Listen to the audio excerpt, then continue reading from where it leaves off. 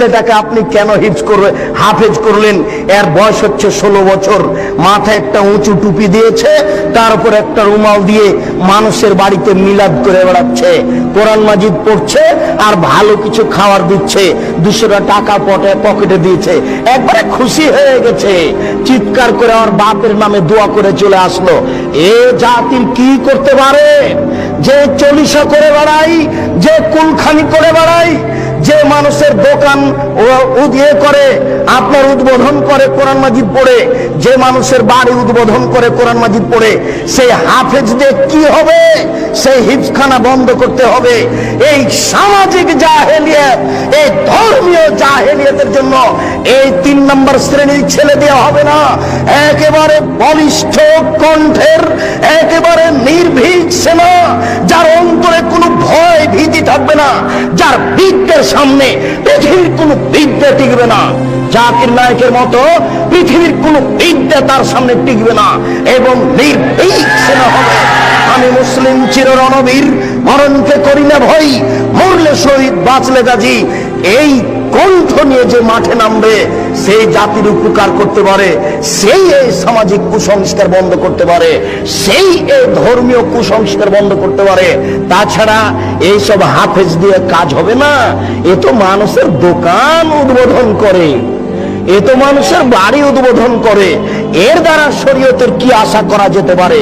শুনুন, ওই পশ্চিম দিকে গাধাতে ইট বহে, গাধাতে কি বহে? ইট বহে। ভ্যান যেখানে যেতে পারে না, গাধা সেখানে যেতে পারে। অনেকগুলি ইট আপনি গাধার উপরে চাপিয়ে দিয়েছে, এরপরে যেখানে নামাতে হবে সেখানে গাধা চলে গেল।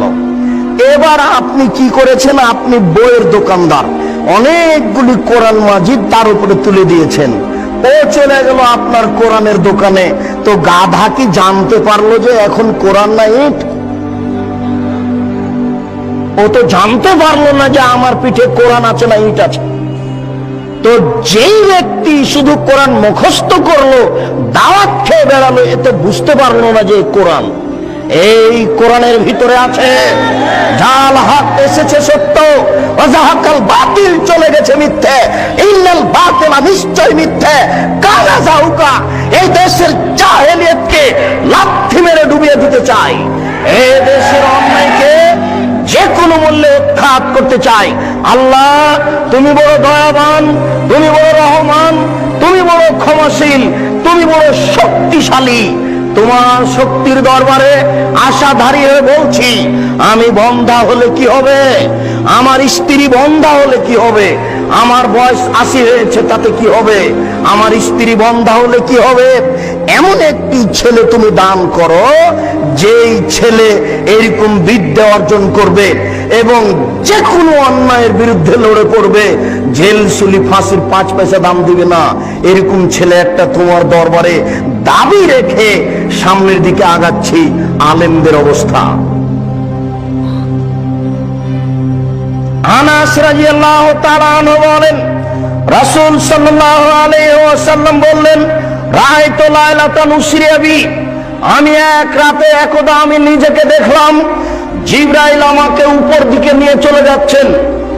আমাদের নবী বলছেন, জিবরাইল একদা আমাকে উপর দিকে নিয়ে চলে যাচ্ছেন। যেতে যেতে দেখি অনেক মানুষ, তুকরাজো সাফা ওম্বে মাকারে জামিনান নার, যাদের ঠোঁট এবং জিহ্বাকে আগুনের কেচি দিয়ে কেটে দেওয়া হচ্ছে। আমি বললাম, জিবরাইল মান হাউলাই, এরা কারা? হায় হায়, যাদের ঠোঁট এবং জিহ্বাকে আগুনের কেচি দিয়ে কেটে দেওয়া হচ্ছে, এরা কারা? তখন জিবরাইল আলাইহিস সালাম বললেন, হাউলায়ে খুতবাউ মিন উম্মাতিক, এরা হচ্ছে আপনার উম্মতের বক্তা, যারা বক্তৃতা করে বেড়ায়, তাদের ঠোঁট এবং জিহ্বাকে আগুনের কেচি দিয়ে কেটে দেওয়া হচ্ছে। বারবার বলছে কোরআন শরীফ, অথচ কোরআন শরীফ হবে না, কি হবে? কোরআন মাজিদ। তাহলে বক্তা দিয়ে কি হতে পারে? কোরআন মাজিদের শেষে যে দোয়া আছে 1 পৃষ্ঠা, সেটাও মানুষ রচিত। তাহলে আলিম দিয়ে কি হতে পারে? কোরআন তেলাওয়াত শেষে সাদাকাল্লাহুল আজিম বললে এই আলেম দিয়ে কি হতে পারে? যে ব্যক্তি মানুষের মতামতকেই বলে চূড়ান্ত, সে ব্যক্তি দিয়ে কি হতে পারে? আল্লাহ